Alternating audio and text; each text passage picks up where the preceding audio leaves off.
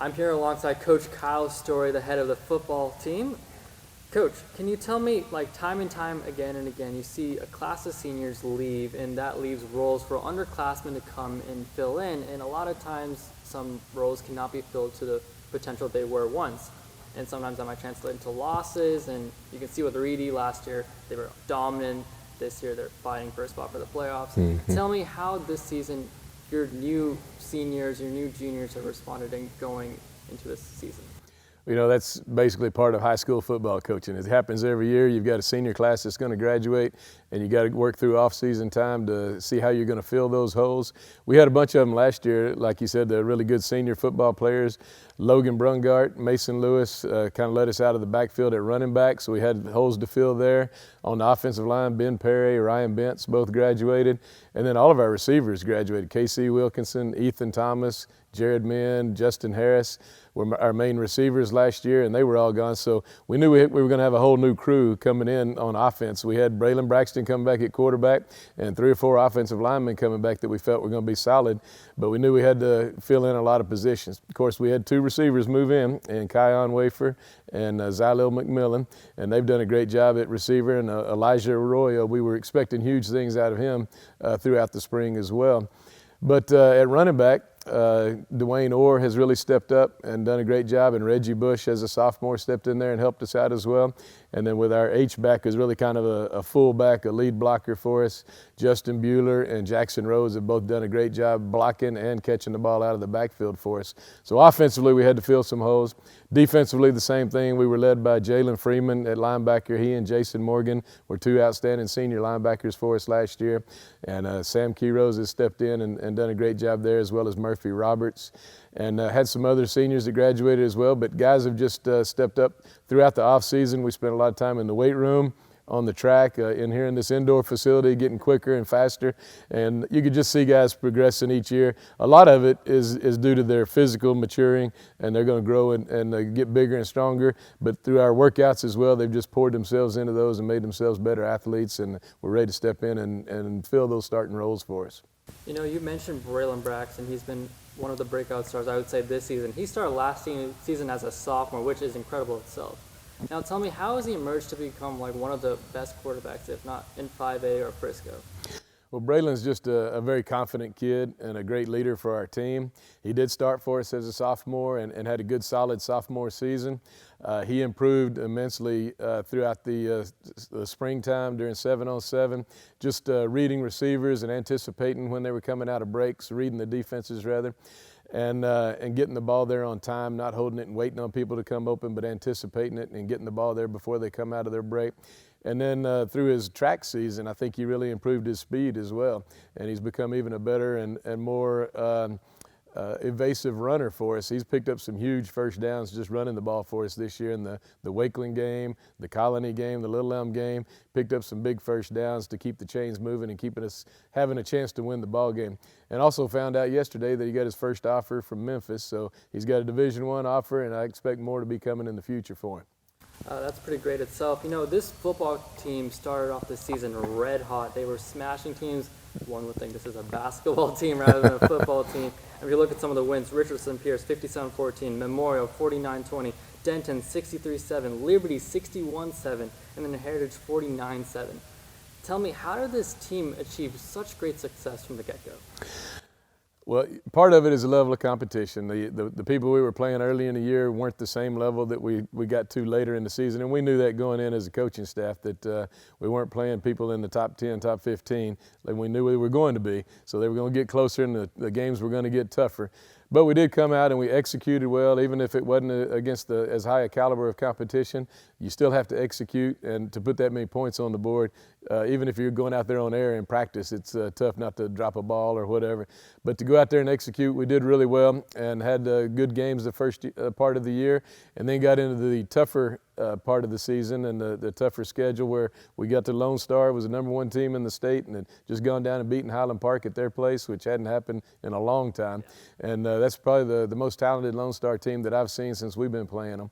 But the schedule got tougher, but we did open up fast and put a lot of numbers up, and I was really proud not only of the offense for scoring those points, but also defensively. They set us up with great field position at times. Defense and special teams has a lot to do with how many points you score, just because they're getting stops and getting you with good field position, and it makes it easy to go down and score some points in a hurry. Now, you talked about that Lone Star team being pretty incredible. I would say that's the first real test after that easy part of the schedule.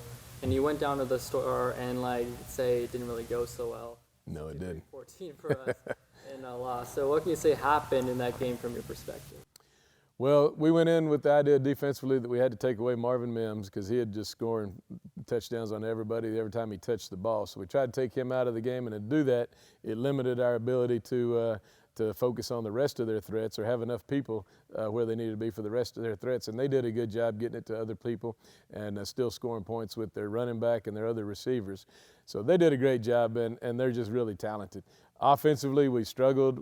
We didn't move the ball very well at all, and their defense pretty well shut us down, to be honest with you.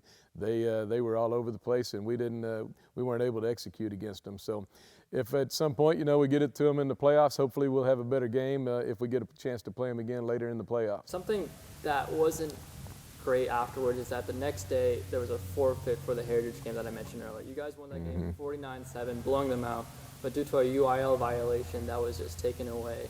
That's right. So basically 2 losses in the span of 24 hours. How did the team go through the motions? What was the coaching staff? What were the players thinking through that whole time period? Well, we actually knew about it a day or two before the Lone Star game, but decided we were going to wait until the team after the game, win, lose, or draw with the Lone Star game. We're going to let them know then. But we got blown out in the Lone Star game, and that's a pretty emotional time being down from that. Got back here to the field house and got in the dressing room and told them, hey, we did have an ineligible player that played against Heritage.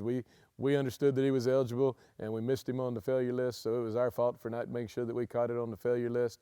And he did play in the second half against Heritage in a backup role and got in some time. But and that's just a UIL rule. If you play an ineligible player, you're going to forfeit the game. I've never seen it go any other way than that. So I knew that was what was going to happen. So we got back here to the dressing room and told the players about it, and they were in disbelief at first.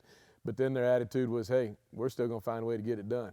We may have had to give one away to Heritage, and we actually beat them on the field, but we have to give it to them in the one-loss column.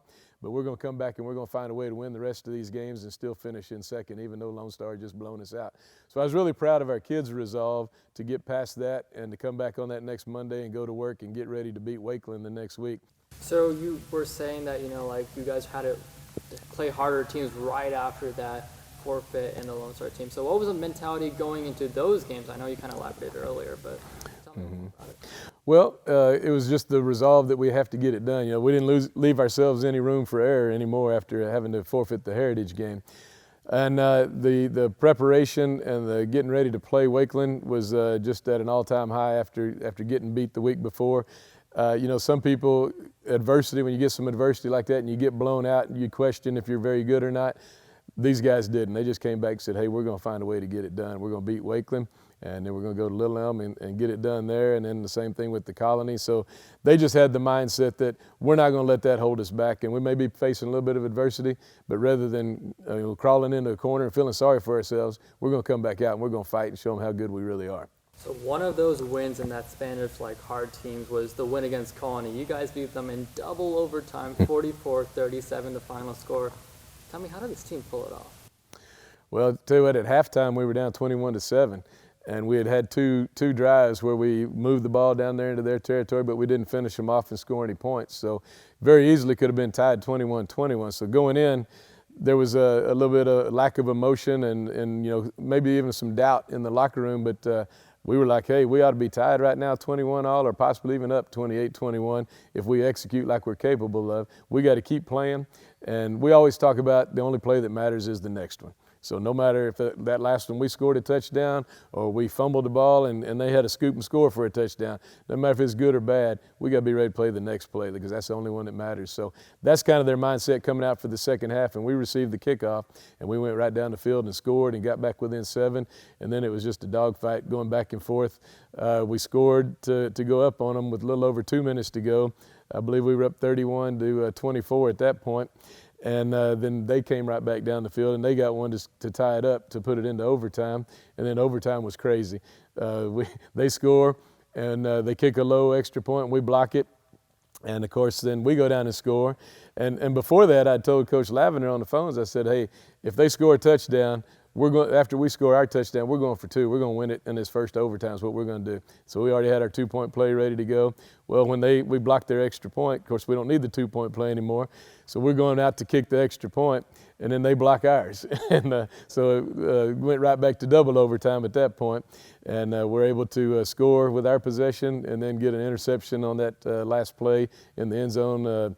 Braden came up with a big interception for us, and then we just celebrated. And it was a huge turn of emotions at that point.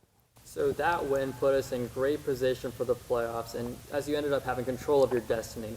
Now, heading into the first round of playoffs, you play Mansfield Timberview, a great opponent. What can you tell me about them and their game plan towards going to this crucial playoff match? Well, they're a really talented team, Mansfield Timberview is. They've got a quarterback that's already committed to go to Texas as a running back. He's playing quarterback for Timberview, and he also throws the ball pretty well. And then their running back is committed to go to Colorado. He's really good and an explosive runner. And their offensive line is just huge. Look like they're all about 300 pounds and just maul you up front.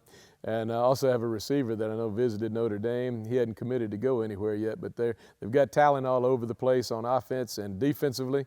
They look a lot like Lone Star's defense, where they're all big and fast and athletic and cover a lot of ground in a hurry. So it'll be a challenge for us to play with those guys. The great thing about it is that we do get home field advantage and playing here in Frisco. So you've been here for 6 years. You've had a lot of experience as the head coach of the Independence football program. Tell me some things you've learned as the head coach here. I think I relearned something. I helped open up Colleyville Heritage when it first opened in 1996. I wasn't the head coach, but I was one of the assistants. And I helped open it up, and how hard it was and tough it was just to get it going those first 2 years. You know, you kind of forget about that. I've been a head coach over in Decatur for 15 years and wanted to come open up Frisco, one of the Frisco schools, and when Coach K called, the Independence was the next one opening. So came and opened it up, and I relearned again how tough it is to get a program going from a new school opening up and bringing kids together from all different schools. So those first 2 years were really tough on us, and we went 1-9 and 2-8 the first 2 years, and experienced a lot of growing pains. So that was tough on us. It was great though to be able to develop some of our traditions and some of the things that we do, and you know, kind of our motto is a state of mind. Only thing that matters is the team that thinks that they're going to win, and what's really between your ears is a whole lot more important than how talented you are. So the guys that believe that and trying to get that instilled in them to where we want to make sure that we've got the confidence to go out and compete at our best and win against anybody, doesn't matter who we line up against, is what we're trying to get instilled. And I believe we've gotten that done within these first 6 years. And it's been a fun ride seeing the improvement of the program, not only in football, but all of our programs. You know, we've been in the playoffs. Girls soccer had a big run last year. Softball was the same way. Boys basketball has been in the playoffs. And our team tennis has done well. Cross country, we've had some good ones in cross country and track. So it's been really neat seeing all of our different programs succeed at different levels. So you think this is your favorite season so far? Oh man, that's a good question. It's a tough question to answer because we haven't finished the season yet. So once we see how we go through and what kind of playoff run we end up having, I'll be able to better answer that. But yeah, it's been a fun and exciting season so far. The first year we got in the playoffs in 2016 was our third year that we opened up. That was a really fun season after going 1-9, 2-8. And then we were 8-2, I believe, going into the playoffs. We won one and lost one, so we ended up 9-3 in 2016, and that was a really exciting season. But yeah, this one is just as fun and exciting so far, and we'll see how it goes through the rest of the run in the playoffs. All right, thank you, Coach, for spending your time with us. You're welcome. Appreciate you having me.